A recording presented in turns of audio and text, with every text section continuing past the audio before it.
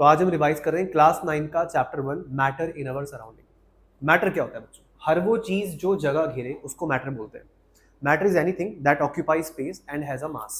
जो जिसका मास हो, वॉल्यूम हो, जगह घेरे, उसको बोलते हैं मैटर। क्या हमारी फीलिंग्स मैटर है? नहीं, वो जगह नहीं घेरती। हमारी इमेजिनेशंस, मेमोरी हमारी, वो कोई जगह नहीं घेरती, तो मैटर नहीं है। मैटर क्या है? पेन मैटर है, मैं मैटर हूँ, हम जो खाना खाते हैं वो मैटर है। तो matter is anything that occupy space, have volume, और उसका मास भी हो।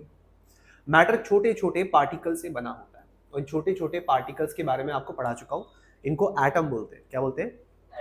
एटम, जो कि फर्दर डिविजिबल नहीं होते, आगे नहीं बढ़ते। तो हर मैटर छोटे छोटे किसका बना होता है? पार्टिकल्स का, और वो पार्टिकल्स होते हैं एटम्स और मॉलिक्यूल्स। तो इस चैप्टर में हम मैटर को थोड़ा समझेंगे। मैटर कितने टाइप का होता है, प्योर क्या होता है और क्या प्योर नहीं होता है।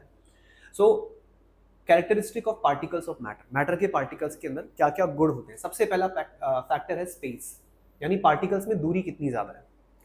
देखो भाई, ये हमें पता होना चाहिए कि स्टेट ऑफ मैटर कितनी है। 3 है, वैसे तो 5 है, लेकिन जिन स्टेट्स ऑफ मैटर से हम घिरे रहते हैं, सुबह शाम आमना सामना होता है, वो 3 ही है: सॉलिड, लिक्विड स्टेट और गैसियस स्टेट। तो सॉलिड, लिक्विड और गैस में सबसे ज्यादा दूर दूर पार्टिकल्स किसके होते हैं? गैस के। सबसे ज्यादा दूर दूर होंगे पार्टिकल किसके? गैस के। अच्छा, गैस से ज्यादा पास पार्टिकल्स किसके होंगे? लिक्विड के। लिक्विड के ज्यादा पास होंगे, ये देखिए नजदीक है। और इससे भी ज्यादा नजदीक पार्टिकल्स किसके होंगे? सॉलिड के। तो और भी पास होंगे, ये देखो। इसका मतलब ये हो गया कि स्पेस के मामले में सबसे ज्यादा स्पेस गैस में होता है, उससे कम स्पेस लिक्विड में होता है, और सबसे कम सॉलिड में होता है। आ रहा है समझ में? तो पार्टिकल्स के बीच में स्पेस सबसे ज्यादा किसमें? गैस, उससे कम लिक्विड, और सबसे कम सॉलिड में होता है। Particles of matter are continuously moving. ध्यान रखिए, जब कोई मूव कर रहा होता है, मूव कर रहा है मतलब दौड़ भाग कर रहे हैं, पार्टिकल इधर से उधर भाग रहे हैं, तो उस वक्त उन पे जो एनर्जी होती है वो होती है काइनेटिक एनर्जी। कौन सी एनर्जी? हाँ, काइनेटिक एनर्जी होती है बच्चों ड्यू टू मोशन, है ना। इसका फॉर्मूला आपको पता है, 1/2 mv²। बट हम फॉर्मूले और उसकी वैल्यू पे नहीं जा रहे, हम बस इस बात पे ध्यान दे रहे हैं कि ये काइनेटिक एनर्जी सबसे ज्यादा किसके पार्टिकल्स में होगी?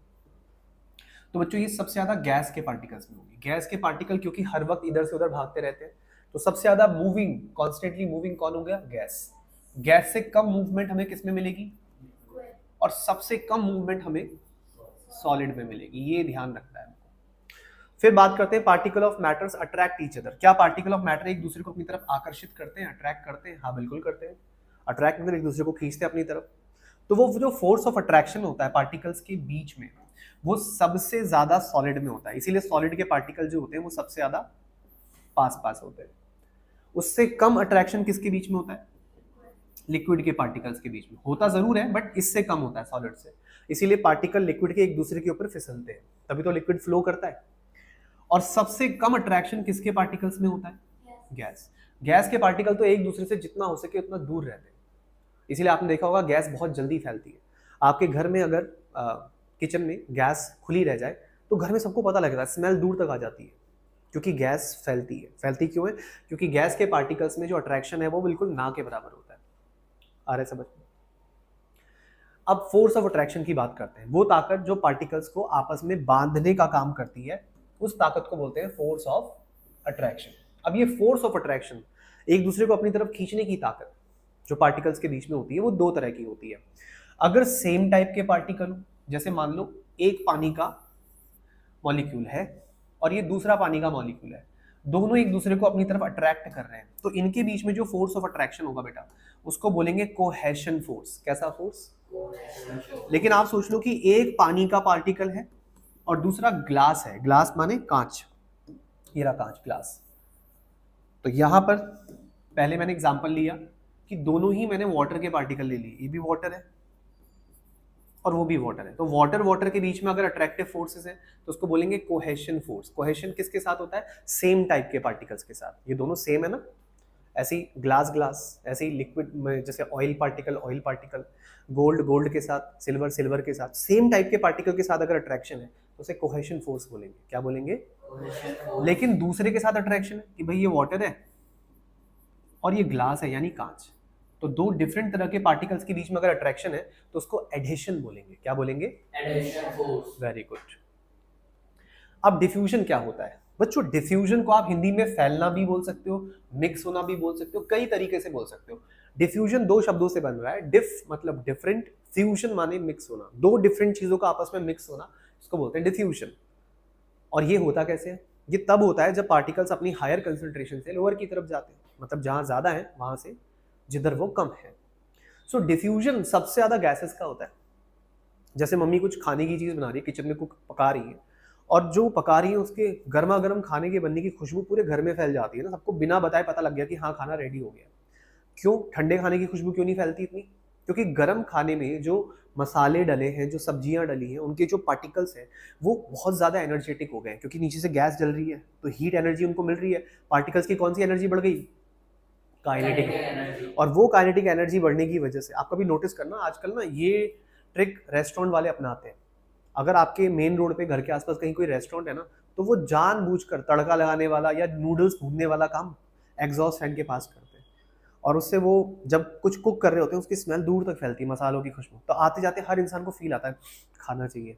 ठीक है, तो एक तो वैसे भी खाना गर्म खाने की खुशबू फैलती है, प्लस उसने एग्जॉस्ट लगा रखा है वहाँ पे, है ना, ताकि वो मसालेदार हवा जो है वो बाहर जाए। उसने वैसे भी ठीक कर रखा है, कूलिंग हो जाएगी रेस्टोरेंट में, लेकिन वो जो कर रहा है उससे खाने की खुशबू दूर तक फैल रही है, क्योंकि वो गैस की फॉर्म में है। किसकी फॉर्म में? हाँ बेटा, लिक्विड नहीं फैलता इतना जितना गैस फैलती है, और सॉलिड तो बिल्कुल ही ना फैलता, बिल्कुल ही नहीं फैलता। आप इसको अपने घर के एग्जांपल से लो। आप किचन में गए, आपने गैस खुली छोड़ दी, तो थोड़ी ही देर में सबको पता लग जाएगा कि गैस लीक हो रही है, क्योंकि सबसे ज्यादा डिफ्यूजन किसका होता है? आप बाथरूम गए, आप नल खुला छोड़ा है, अब या तो बाथरूम में पानी गिरने की आवाज से पता लगेगा, या जो दूसरा बंदा बाथरूम में जाएगा वो बताएगा अरे तू नल खुला छोड़ के आ गया। भाई जल्दबाजी किस बात की है? बात समझ रहे हो आप? मतलब पानी का पता बाथरूम जाके ही लगेगा, क्योंकि ऐसा नहीं कि बाथरूम का पानी पूरे घर में आ जाएगा। ओके। और सॉलिड, सॉलिड का एग्जांपल, जैसे आप गए अलमारी में कुछ ढूंढा, ढूंढने के चक्कर में सारे कपड़े इधर उधर कर दिए। अब मम्मी को ये पता कब लगे? जब मम्मी अलमारी खोलेंगी तभी पता लगेगा ना। तो सबसे कम डिफ्यूजन किसका है? उससे ज्यादा, और सबसे ज्यादा डिफ्यूजन गैस सबसे ज्यादा फैलती है। तो डिफ्यूजन का मतलब है स्पॉन्टेनियस इंटरमिक्सिंग। स्पॉन्टेनियस का मतलब होता है खुद ब खुद। अगर कोई काम अपने आप होता है, खुद ब खुद होता है, तो उसे स्पॉन्टेनियस बोलते हैं। और आपस में मिलने को इंटरमिक्सिंग बोलते हैं। क्या बोलते हैं? तो स्पॉन्टेनियस इंटरमिक्सिंग हो रही है किसकी? पार्टिकल्स की, ऑफ टू और मोर टाइप्स। कितने? दो या दो से ज्यादा तरह के। इस खुद ब खुद पार्टिकल्स के मिक्स होने को बोलते हैं डिफ्यूजन। जैसे मान लो कि आपकी मम्मी अगरबत्ती जला रही है, मंदिर में धुआं कर रही है, पूजा कर रही है, तो वो जो अगरबत्ती की फ्रेग्रेंस है वो धीरे धीरे पूरे घर में फैल जाती है। क्या हो रहा है? वो आ रहा है समझ में? डिफ्यूजन हो रहा है। और सबसे ज्यादा अगरबत्ती के धुएं से क्यों हो रहा है? क्योंकि वो गैस की फॉर्म में। किसकी फॉर्म में? तो ये ध्यान रखना कि सबसे ज्यादा डिफ्यूजन कौन करती है? उससे कम, और सबसे कम। अब डिफ्यूजन में टेम्परेचर का बड़ा योगदान है बेटा, टेम्परेचर पे बड़ा डिपेंड करता है। अगर टेम्परेचर ज्यादा होगा तो डिफ्यूजन तेजी से होगा। कैसे होगा तेजी से? जैसे खाना गर्म कर रहे हैं, अब गर्म खाना है तो उसकी खुशबू तो तेजी से फैलेगी ना, ठंडे खाने की थोड़ी ना फैलेगी।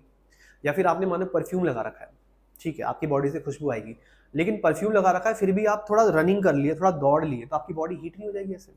और जब बॉडी हीट हो जाएगी तो खुशबू और ज्यादा निकलेगी। तो ये जो डिओड्रेंट्स होते हैं इनमें खुशबू ज्यादा कब आती है? जब आप पर्सपायरेशन, पसीना आता है आपको, जब आप दौड़ रहे होते हैं, एक्सरसाइज कर रहे होते हैं, तो उसके बाद आपकी बॉडी से लगाए हुए परफ्यूम की फ्रेग्रेंस थोड़ी ज्यादा निकलती है। रीजन?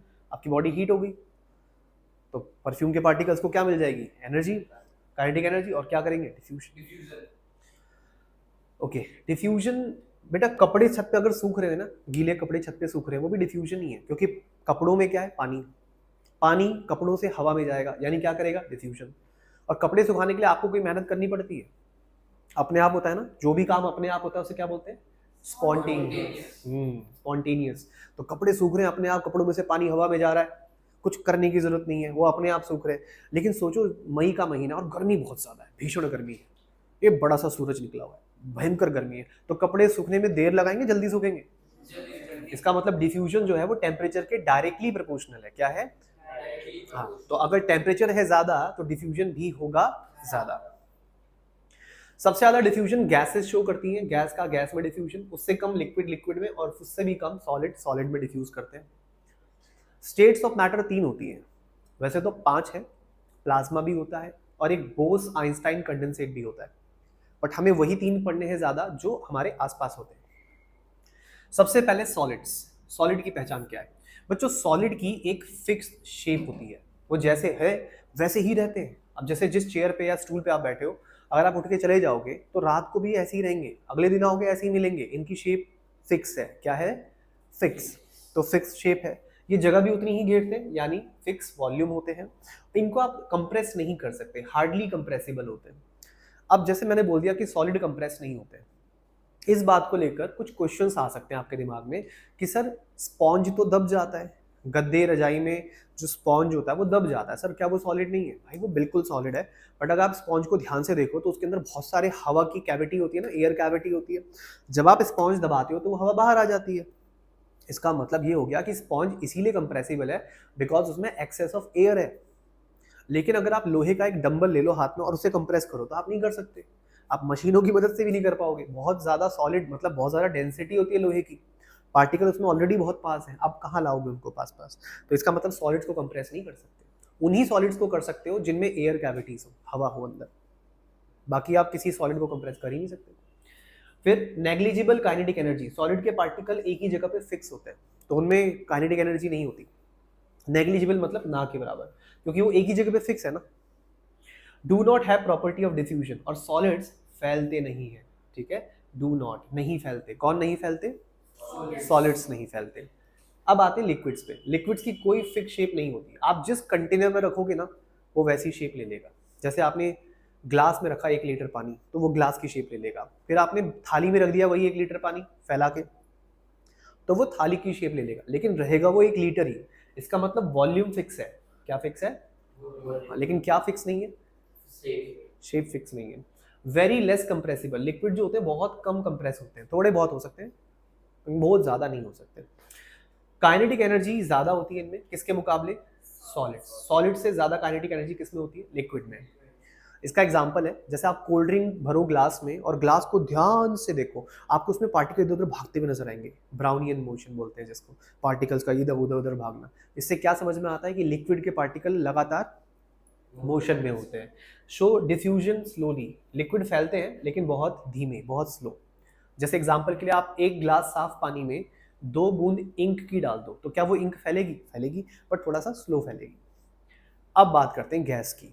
भाई गैस ये तो गजब ही है। क्यों? क्योंकि ना तो इनकी फिक्स शेप है और ना ही इनका फिक्स वॉल्यूम है। वॉल्यूम फिक्स क्यों नहीं है?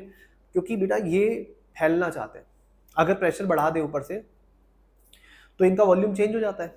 जैसे एग्जांपल के लिए चिप्स के पैकेट का मैंने एक वीडियो दिखाया होगा वो पिछली क्लास में, अगर आपको याद हो, मैंने बना रखा है वो वीडियो। फ्लाइट में चिप्स के पैकेट को पहले दिखाया कि भाई यहाँ पे प्रेशर कम है तो फूला हुआ था, और वही चिप्स का पैकेट जब प्लेन लैंड हो रहा है तो पिचका हुआ सा दिख रहा है, क्योंकि एयर का प्रेशर बढ़ गया ना, ऊपर से हवा का प्रेशर बढ़ गया जो हमारे ऊपर है, एटमॉस्फेरिक प्रेशर। इसका मतलब चिप्स के अंदर जो हवा भरी है उसका वॉल्यूम चेंज हो रहा है, पहले वो ज़्यादा वॉल्यूम ले रही थी अब वो कम वॉल्यूम ले रही है। इसका मतलब गैसेस का वॉल्यूम फिक्स नहीं होता, गैसेस का वॉल्यूम फिक्स नहीं होता, शेप भी फिक्स नहीं होती, ना फिक्स शेप है ना फिक्स वॉल्यूम है। Highly compressible. गैस को बहुत ज्यादा कंप्रेस कर सकते हैं, इतना कंप्रेस कर सकते हैं कि इस रूम के बराबर हवा को एक छोटे से सिलेंडर में डाल सकते हैं। इसीलिए आपने देखा होगा बड़ी बड़ी बस ट्रक आजकल सीएनजी से चल रहे हैं, उनके सिलेंडर छोटे से होते हैं, लेकिन उन छोटे सिलेंडर में इतना फ्यूल होता है कि वो मतलब पेट्रोल के टैंक से ज़्यादा माइलेज दे जाते हैं। रीज़न गैसेस कंप्रेसिबल है। इतने छोटे छोटे सिलेंडर आते हैं आजकल, आपने देखे होंगे राइडर्स के लिए कि कहीं पंचर हो जाए तो अपने टायर में हवा भरने। अब टायर बहुत बड़ा है और वो पंचर लगाने वाला वो सिलेंडर इतना सा है CO2 का, नाइट्रोजन और गैस का, तो इतने से सिलेंडर में इतनी गैस कहाँ से आती है? क्योंकि गैस को क्या कर सकते हैं? कंप्रेस। तो हम कम जगह में ज़्यादा गैस स्टोर कर सकते हैं। अच्छा, गैसेस बहुत जल्दी फैलती है, डिफ्यूजन है ना, रैपिडली। रैपिडली मतलब जल्दी जल्दी, और इसके काइनेटिक एनर्जी पार्टिकल्स की बहुत ज़्यादा होती है। तो अगर मैं काइनेटिक एनर्जी के हिसाब से देखूँ तो सबसे ज़्यादा किस में है? गैस के पार्टिकल्स में। उससे कम काइनेटिक एनर्जी लिक्विड के पार्टिकल्स में, और ना के बराबर किस में? अच्छा, कौन कंप्रेस नहीं होते? किसकी फिक्स्ड शेप होती है? अच्छा, किसकी शेप फिक्स नहीं होती बट वॉल्यूम फिक्स होता है? और किसका कुछ भी फिक्स नहीं है? ओके। क्या हम गैसों को लिक्विफाई कर सकते हैं? लिक्विड बना सकते हैं गैस को? कैसे बनाएंगे बताओ? गैस को लिक्विफाई कैसे करेंगे?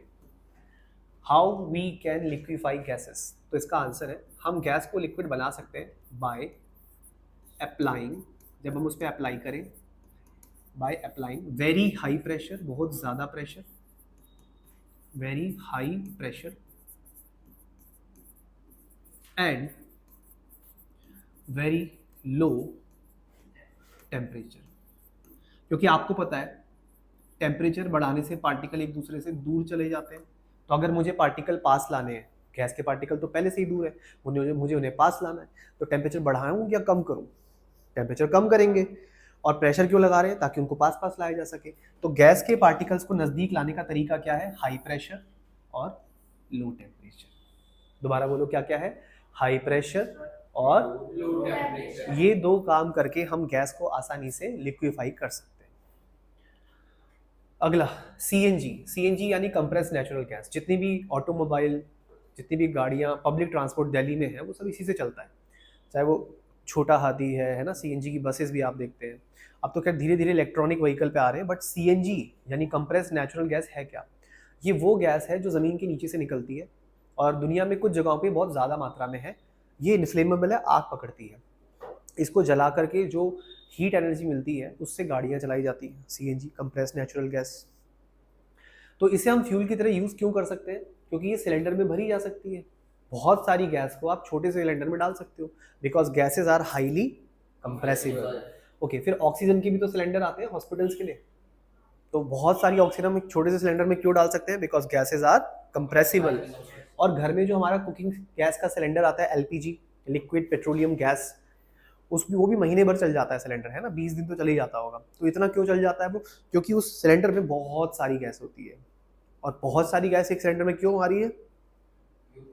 अगेन वही लाइन बोलो, गैसेज आर हाईली। तो ये तीनों एग्जांपल हो गए इस बात के कि गैस बहुत ज्यादा कंप्रेस हो सकती है। आ रहा है समझ में?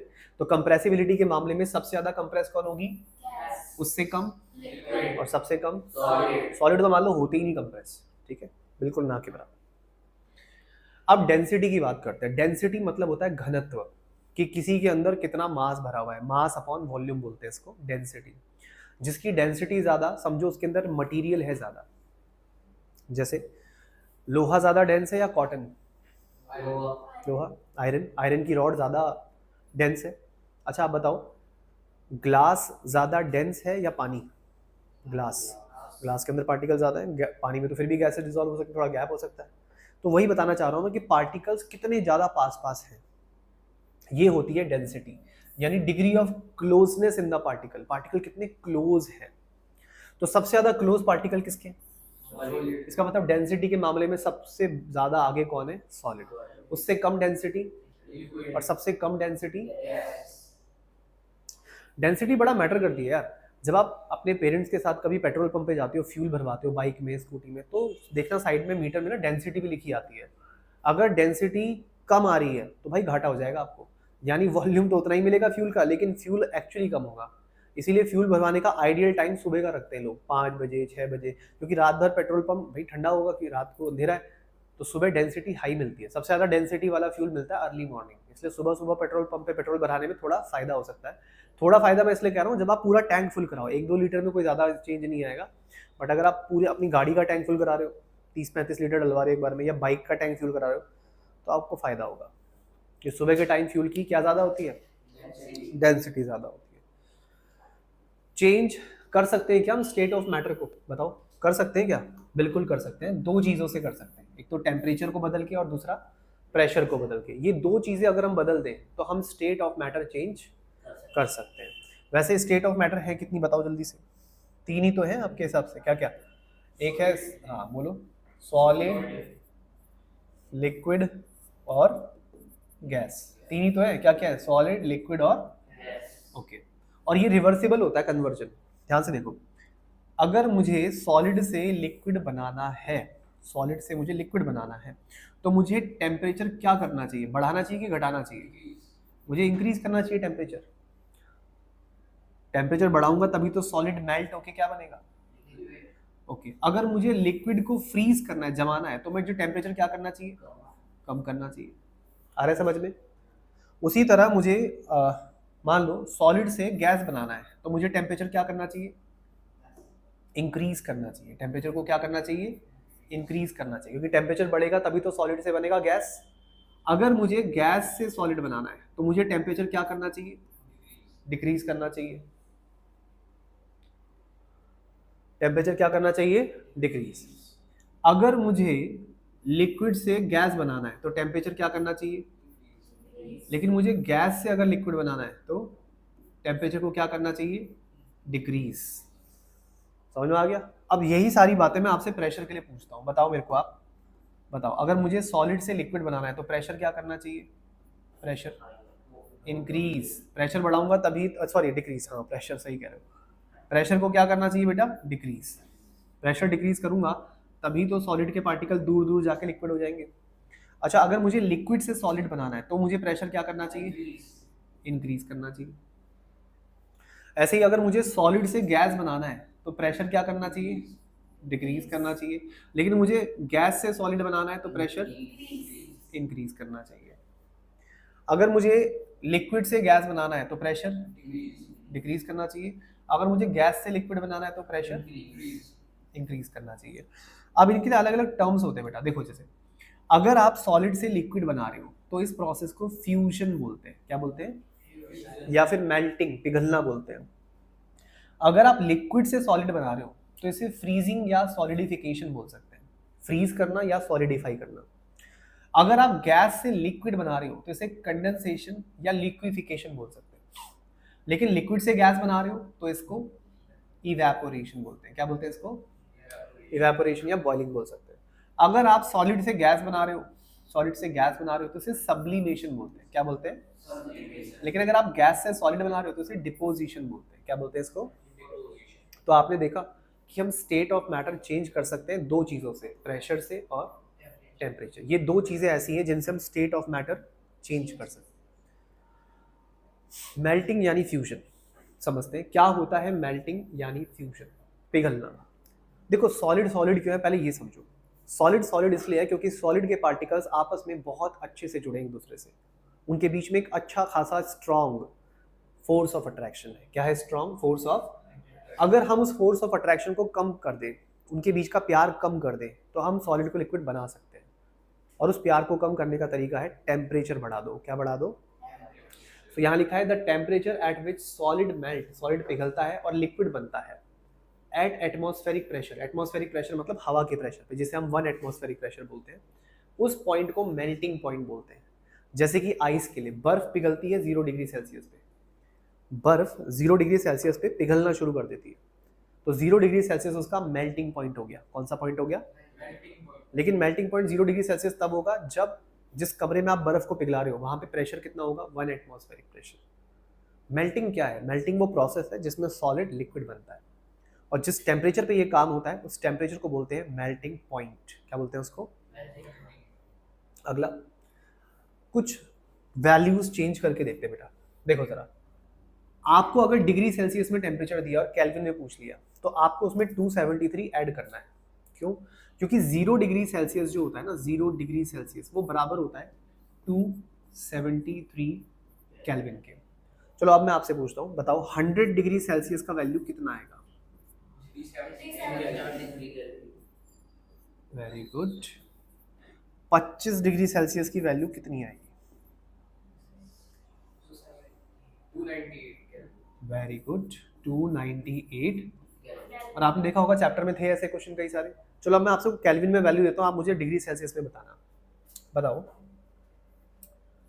300 केल्विन कितना होगा, 27 degree. Very good 27 degree Celsius.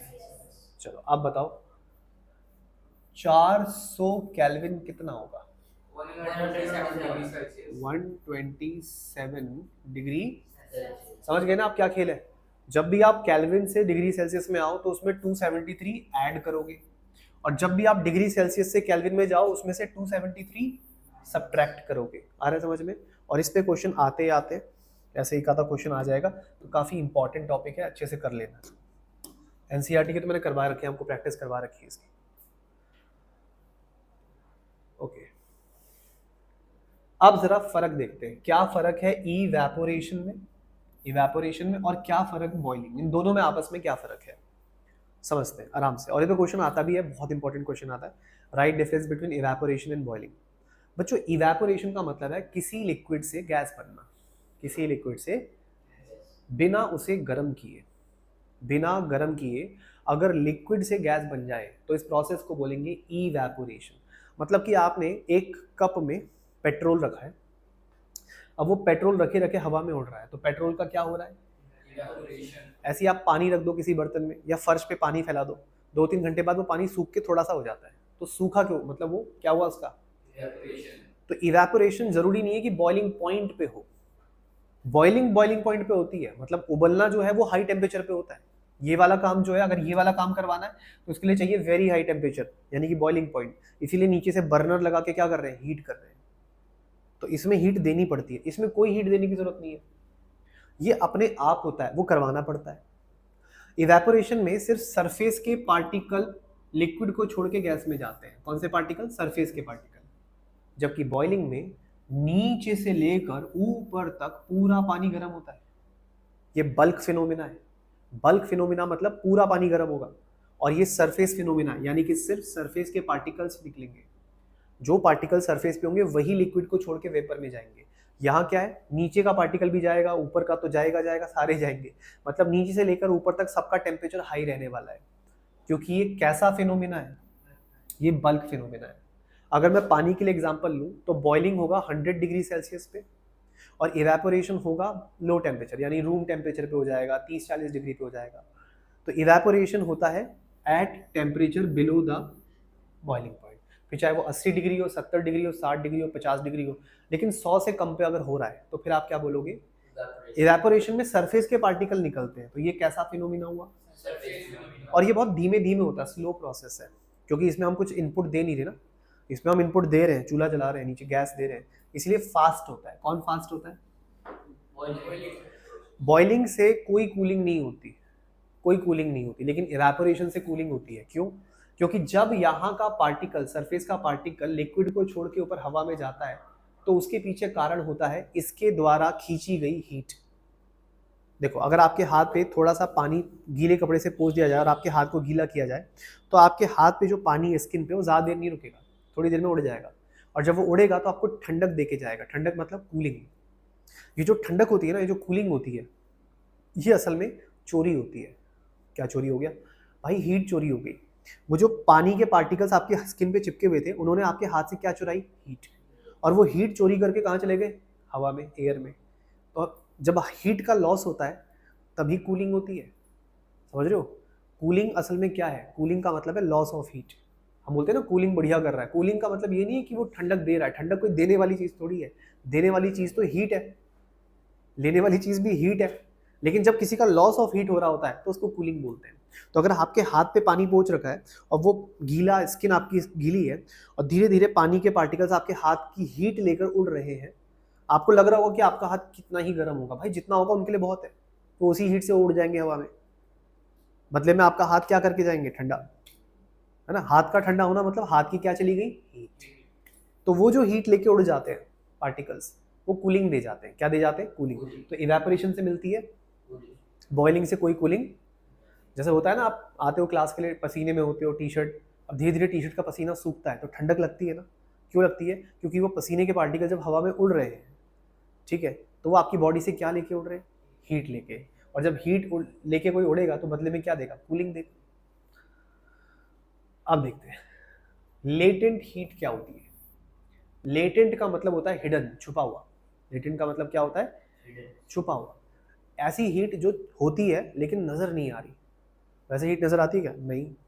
देखो हीट एक एनर्जी है, देखा नहीं जा सकता, बट कैलकुलेट तो कर ही सकते हैं, नाप तो सकते हैं। जैसे आपको बुखार आता है तो थर्मोमीटर से नाप सकते हो, उसी तरह लेटेंट हीट है बेटा। लेटेंट हीट क्या करता है, ये स्टेट ऑफ मैटर चेंज कर देगा, लिक्विड से सॉलिड बना देगा, सॉलिड से लिक्विड बना देगा, या फिर लिक्विड से गैस बना देगा, लेकिन टेम्परेचर चेंज नहीं करेगा। क्या चेंज नहीं करेगा, so latent heat is the hidden heat which is responsible for change of state of matter without changing its temperature. ठीक है, मेरे साथ सभी लोग बोलिए क्या, it is the heat required to change the state of matter without changing its, इसीलिए छुपी हुई हीट यानी इसको हिडन हीट बोलते हैं। क्या बोलते हैं इसको? Hidden heat. मतलब कौन सी हीट बेटा? Latent heat. अब ये दो तरह की पढ़नी है हमें, लेटेंट हीट ऑफ फ्यूजन और लेटेंट हीट ऑफ वेपराइजेशन। समझते हैं जरा कैसे? जैसे मान लो आपके पास एक बाउल भर के, एक कांच का बाउल है आपके पास, उसमें आइस रखी, बर्फ के टुकड़े रखे, आइस क्यूब्स रखे, और इनका टेम्परेचर है 0 डिग्री सेल्सियस।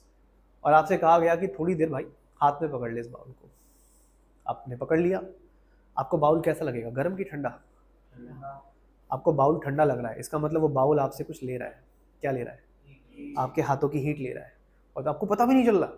थोड़ी देर में जो बाउल में आइस थी वो मेल्ट होके पानी बन गया। फिर टीचर आया, टीचर ने थर्मोमीटर डाला इसमें, टेम्परेचर नापा, का 0 डिग्री सेल्सियस। ये तो 0 डिग्री सेल्सियस है। और पहले आइस का टेम्परेचर जब नापा था थर्मोमीटर डाल के, तब भी 0 आया था।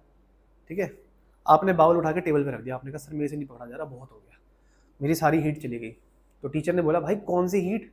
पहले भी 0 था, अभी भी 0 है, कौन सी हीट? तो इतने में आपको गुस्सा आया, आपने कहा सर आप मेरे एक बार हाथ टच करके देख लो, बिल्कुल ठंडे पड़े हुए। टीचर ने हाथ लगा, हाँ यार हीट तो गई है तेरी। हाथ ठंडे कब हुए? जब हीट चली गई। तो वो हीट जो चली भी गई और कैलकुलेशन में आई भी नहीं, थर्मोमीटर पे आई भी नहीं, वो हीट है हिडन हीट। कैसी हीट है? इसको बोलते हैं लेटेंट हीट ऑफ फ्यूजन, जिसने आइस को मेल्ट करके पानी बना दिया, लेकिन आइस का टेम्परेचर वही रखा, कितना? 0 डिग्री सेल्सियस। समझ में आया? मतलब इस हीट ने स्टेट ऑफ मैटर चेंज कर दिया। स्टेट ऑफ मैटर चेंज कर दिया, पहले सॉलिड था अब लिक्विड बना दिया। सॉलिड से क्या बना दिया? लिक्विड बना दिया, लेकिन टेम्परेचर चेंज नहीं किया। टेम्परेचर पहले भी 0 डिग्री सेल्सियस था और अब भी। तो ऐसी छुपी हुई हीट को हम क्या बोलेंगे बेटा? Latent heat. और क्योंकि यहां पे हुआ है फ्यूजन, तो पूरा नाम क्या हुआ? Latent heat of fusion. आ रहा है समझ में? तो लेटेंट हीट ऑफ फ्यूजन क्या है? It is the amount of heat energy required to change 1 kg of solid into liquid।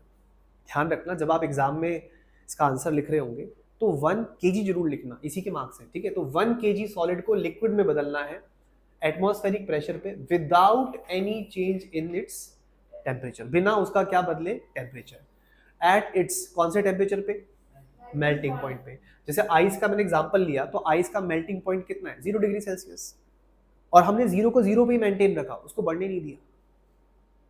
तो क्या यहाँ पे हीट लगी है? बिल्कुल लगी है, लेकिन हम इस हीट को सिर्फ हीट नहीं बोलेंगे, हम इस हीट को बोलेंगे लेटेंट हीट। क्या बोलेंगे इसको? और क्योंकि प्रोसेस क्या है? प्रोसेस है फ्यूजन, तो हम इसे बोलेंगे लेटेंट हीट ऑफ फ्यूजन। तो अगर कोई पूछे क्या होता है लेटेंट हीट ऑफ फ्यूजन, तो बोलेंगे, मेरे साथ रिपीट करना, it is the amount of heat required to change 1 kilogram of solid into liquid at atmospheric pressure without changing its temperature। अब देखिए, it is the amount of heat energy required to change 1 kg of solid into liquid at atmospheric pressure without changing its temperature। at its कौन से temperature पे? आ रहा है समझ में? अब जैसे हुआ फ्यूजन वैसे ही होगा वेपराइजेशन, वैसे ही होगा। हाँ, वेपराइजेशन में क्या हो रहा है? जैसे पानी है बेटा, पानी गर्म है 100 डिग्री सेल्सियस पे, लेकिन इसमें से पार्टिकल जो है ना ऊपर जा नहीं रहे थे। तो हमने क्या किया? हमने थोड़ी सी हीट ना बाहर से सप्लाई कर दी। हमने कहा पानी उड़ नहीं रहा, चलो थोड़ी सी हीट और दे देते हैं। तो हमारी थोड़ी सी हीट देती, जो पानी के पार्टिकल यहाँ घूम रहे थे वो अब ऊपर हवा में चले गए। जब हमने स्टीम का टेम्परेचर नापा तो वो भी 100 डिग्री सेल्सियस ही आया, और जो नीचे हॉट वाटर था वो भी 100 था। तो ये भी 100, ये भी 100, ये हीट गई तो गई कहाँ? अगेन अगेन वही बात है, स्टेट ऑफ मैटर चेंज हो गया बेटा। स्टेट ऑफ मैटर पहले क्या था? स्टेट ऑफ मैटर पहले लिक्विड था, अब क्या हो गया? State of matter gas. Liquid से बन गया गैस, टेम्परेचर चेंज हुआ नहीं। टेम्परेचर चेंज, दोबारा बोलो, लिक्विड से बन गया गैस बट टेम्परेचर चेंज। तो कौन सी हीट थी जो चल लग गई और नजर भी नहीं आ रही? ये होती है लेटेंट हीट। कौन सी हीट? Latent heat. और इसे आप बोलेंगे लेटेंट हीट ऑफ वेपराइजेशन। ठीक है, याद रखना, किसी की भी वेपर बन रही हो ना, वेपर, पानी की वेपर बन रही है, तो प्रोसेस को बोलते हैं वेपराइजेशन। और इसमें लग गई हीट जो नजर भी नहीं आ रही, उसे क्या बोलोगे? Latent heat of vaporization. आ रहा है समझ में? तो लेटेंट हीट ऑफ वेपराइजेशन देखने को मिली हमें यहाँ पे, जो कि बदल रही है हॉट वाटर को किसमें? स्टीम में। तो इस बॉइलिंग के प्रोसेस में जो हीट लग रही है वो है लेटेंट हीट ऑफ वेपराइजेशन। क्या है? Latent heat of vaporisation. अच्छा, स्टीम अगर हाथ पे लग जाए हमारे तो हम ज्यादा जलेंगे या हॉट वाटर से? ऑब्वियसली स्टीम से जलेंगे, क्योंकि स्टीम आपको 100 डिग्री की लग रही होगी लेकिन उसमें कुछ एक्स्ट्रा हीट भी है। पता है कौन सी? Latent heat.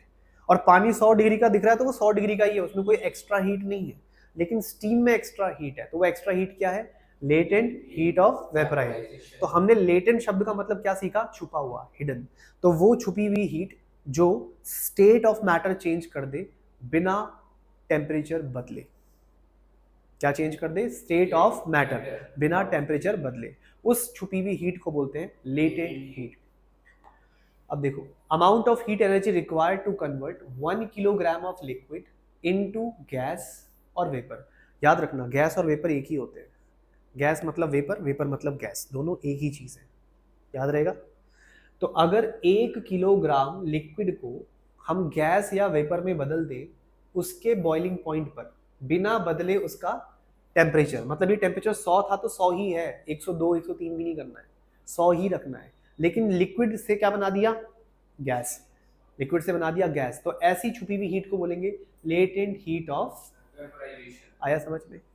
Latent heat of vaporisation. Melting क्या होता है बच्चों? मेल्टिंग यानी पिघलना, इसको फ्यूजन बोलते हैं हम लोग। ये वो प्रोसेस है जिसमें सॉलिड बदल जाता है किसमें? लिक्विड बदल जाता है। और होता क्यों है ये? क्योंकि हम बाहर से सप्लाई करते हैं। क्या सप्लाई करते हैं? हीट। ये हीट एनर्जी पार्टिकल्स के बीच में मोशन बढ़ा देती है। क्या बढ़ा देती है? मोशन मतलब जो पहले चल नहीं रहे थे, एक जगह पे रुके हुए थे, रुके हुए पार्टिकल किसके होते हैं? सॉलिड के। लेकिन हमने उन्हें चलवा दिया, यानी हमने उनका क्या बढ़ा दिया? मोशन बढ़ा दिया। किसके पार्टिकल्स का? सॉलिड के। और अब वो मूव कर रहे हैं, दे आर मूविंग। अब वो क्या कर रहे हैं? मूव कर रहे हैं। तो इससे लिक्विड बनता है। क्या बनता है? लिक्विड। ये बात तो आपको पता है ना कि सॉलिड के पार्टिकल मूव नहीं करते, लेकिन हमने बाहर से क्या सप्लाई करी? हीट। उस हीट से मोशन बढ़ गया पार्टिकल्स का, काइनेटिक एनर्जी बढ़ गई और वो मूव करने लगे, तो अब सॉलिड बन गया लिक्विड। इस प्रोसेस को बोलते हैं मेल्टिंग या फ्यूजन। याद रहेगा, वो प्रोसेस जिससे सॉलिड बन जाए लिक्विड, उसे मेल्टिंग या फ्यूजन बोलते हैं। बॉइलिंग क्या होता है? बॉइलिंग का मतलब है लिक्विड से गैस बन जाना। क्या बन जाना? लिक्विड से गैस बन जाना। The process of converting liquid into gas by heating, गर्मी दे करके, उसे बॉइलिंग बोलते हैं। तो हीट एनर्जी इंक्रीज करती है किसकी एनर्जी? लिक्विड के पार्टिकल्स की। लिक्विड के पार्टिकल लिक्विड में क्यों है, गैस में क्यों नहीं? क्योंकि उनमें इतनी ताकत नहीं कि ऊपर हवा में जाए। तो हम उन्हें ताकत दे रहे हैं बेटा, क्या करके? हीट करके। हम कह रहे हैं लो और हीट लो, हवा में जाओ।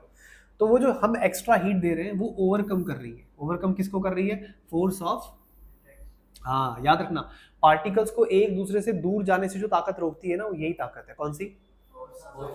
हाँ। और इसका इलाज हमारे पास है हीट। हीट दो कम करो, हीट दो कम करो। क्या कम करो? Force of. अगर आपको फोर्स ऑफ अट्रैक्शन कम करवाना है, हीट दे दो, काम हो जाएगा। मतलब जो मुश्किल काम लग रहा है आपको वो आसान हो जाएगा। क्या दे करके? हीट। तो जब हम हीट देते हैं लिक्विड को, तो असल में हम लिक्विड के पार्टिकल्स के बीच में कम कर रहे होते हैं। क्या? फोर्स ऑफ, जिससे वो लिक्विड के पार्टिकल लिक्विड में ना रहकर सीधा गैस में चले जाते हैं। और इस प्रोसेस को हम लोग क्या बोलते हैं? बॉइलिंग। एंड दस दे लीव लिक्विड, वो लिक्विड को छोड़ देते हैं एंड बिकम गैस। बेटा गैस को और क्या बोल सकते हैं? वेपर। और ये जिस टेम्परेचर पे होता है उस टेम्परेचर को क्या बोलेंगे? पानी का बॉइलिंग पॉइंट कितना है? 100 degree Celsius. Very good. Condensation क्या होता है? कंडेंसेशन का सबसे अच्छा एग्जांपल समझो। पहले तो एग्जांपल देख लो ताकि अच्छे से याद हो जाए।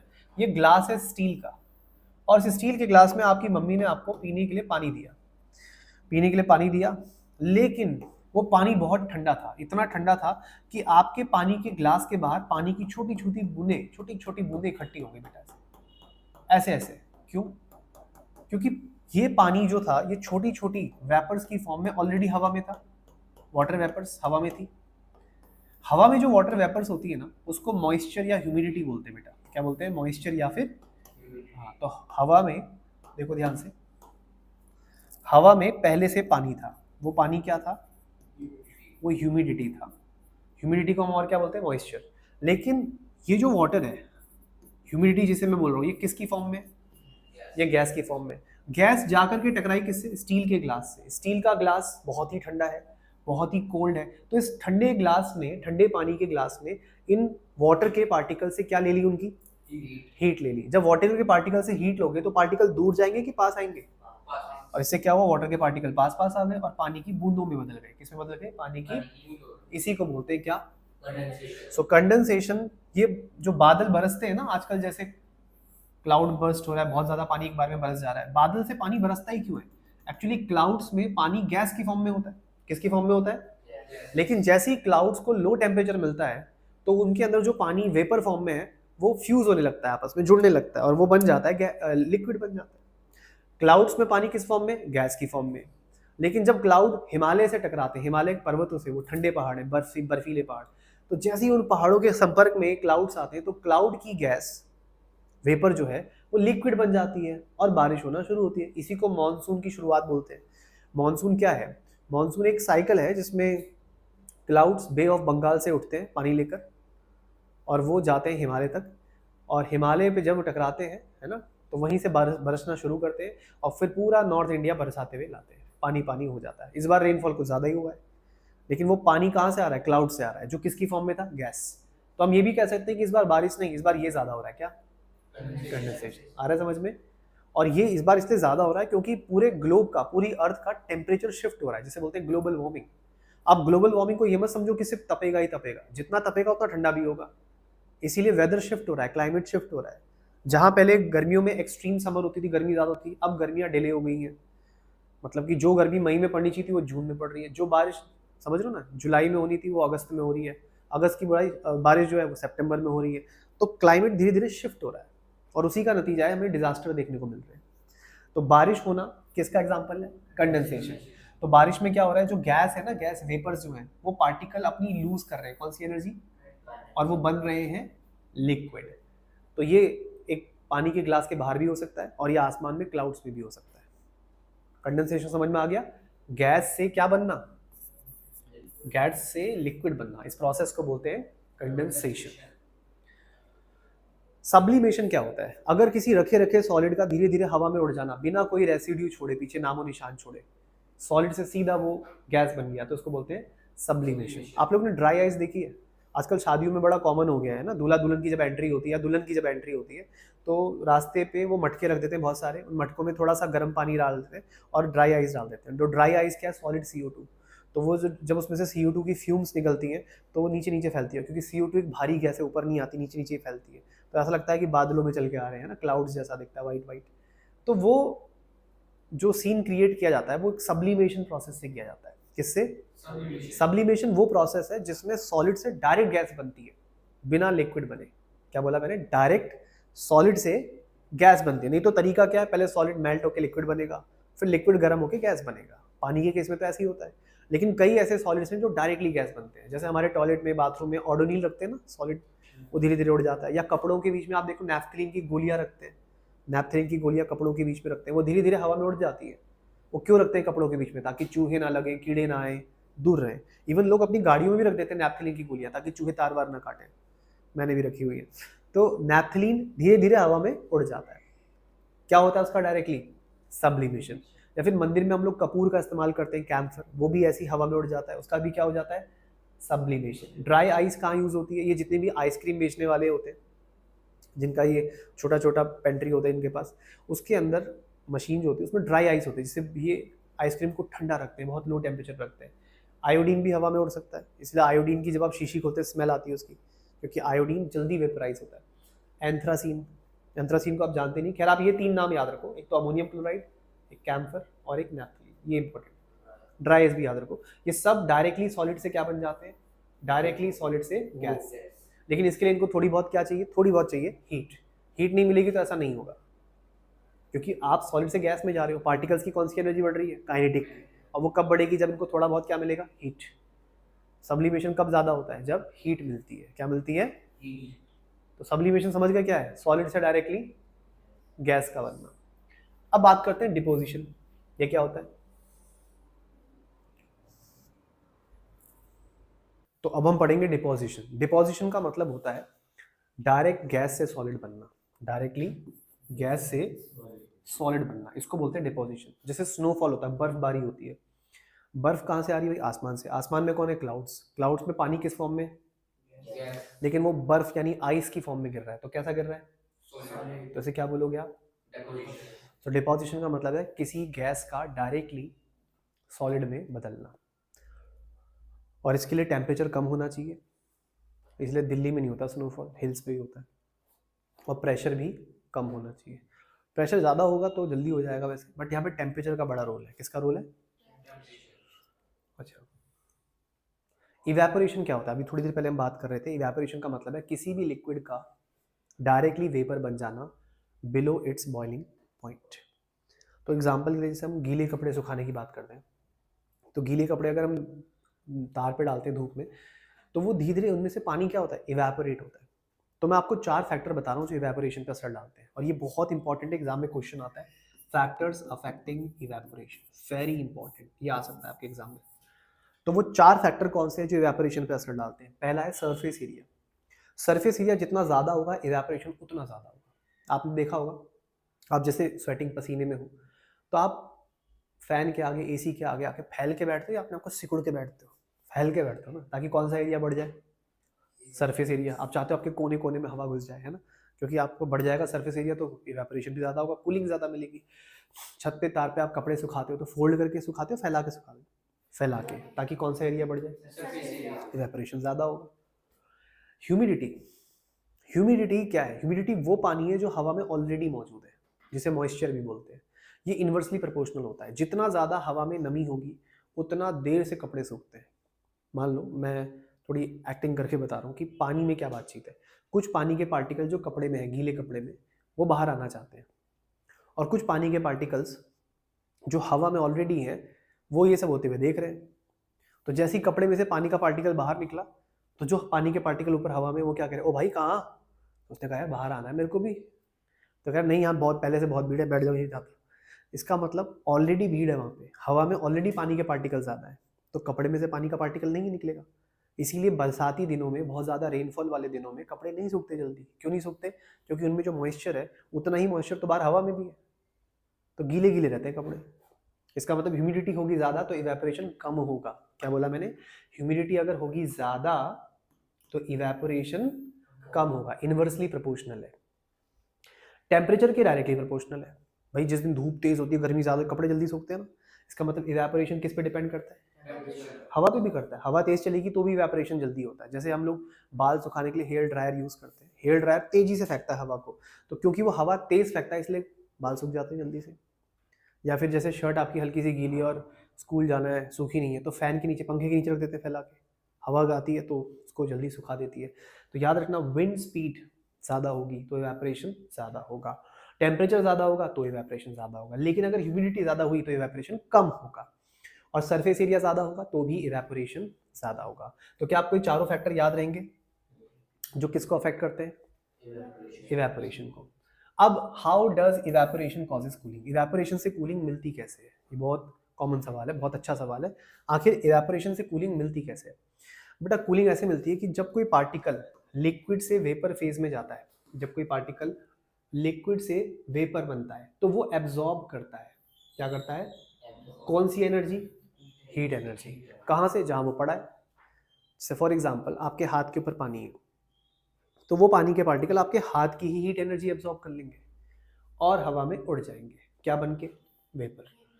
तो इस हीट को एब्जॉर्ब करने से आपको क्या मिलेगी? कूलिंग, आपको ठंडक मिलेगी। तो इसी तरह डॉक्टर इंजेक्शन लगाने से पहले कॉटन से साफ करता है ना स्किन को, तो वो स्पिरिट लगाता है, अल्कोहल लगाता है, बड़ा ठंडा ठंडा लगता है, क्योंकि वो अल्कोहल लगते ही हवा में उड़ जाता है एकदम। तो आपकी बॉडी से क्या लेके उड़ता है? हीट। आपको क्या मिलती है? कूलिंग।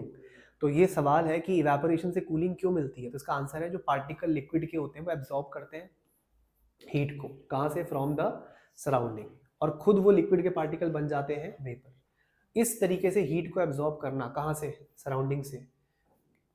इससे मिलती है कूलिंग। क्या मिलती है इससे? जैसे एसीटोन होता है, नेल पेंट रिमूवर जो होता है, उसको भी अगर स्किन पे लगाओ ठंडा ठंडा लगता है। अब ये सवाल वेरी इंपॉर्टेंट आता है एग्जाम में, इवेपोरेशन और बॉइलिंग में क्या फ़र्क है? इवेपोरेशन खुद ब खुद होता है, हमें करवाने की ज़रूरत नहीं है, स्पॉन्टेनियस प्रोसेस है। जबकि बॉइलिंग हमें करवाना पड़ता है, occurs only at boiling point, ये हाई टेम्परेचर पे होता है। इवेपोरेशन जो होता है वो हाई टेम्परेचर पे नहीं होता, बॉइलिंग मतलब इवेपोरेशन जो होता है वो बॉइलिंग पॉइंट से कम पे होता है। इवेपोरेशन एक सरफेस फिनोमेना, यानी इसमें सरफेस के पार्टिकल हवा में उड़ते हैं, जबकि बॉइलिंग में पूरा पानी गर्म होगा। इवेपोरेशन से हमें कूलिंग मिलती है, जबकि बॉइलिंग से कोई कूलिंग नहीं मिलती। तो ये बहुत इंपॉर्टेंट है बच्चों एग्जाम के लिए, ये अच्छे से आप तैयार कर लेना टॉपिक। आपका फर्स्ट चैप्टर पूरा रेडी हो गया है। क्या नाम है टॉपिक का? Matter in our surrounding. अगली क्लास में हम लोग रिवाइज करेंगे is matter surrounding us pure.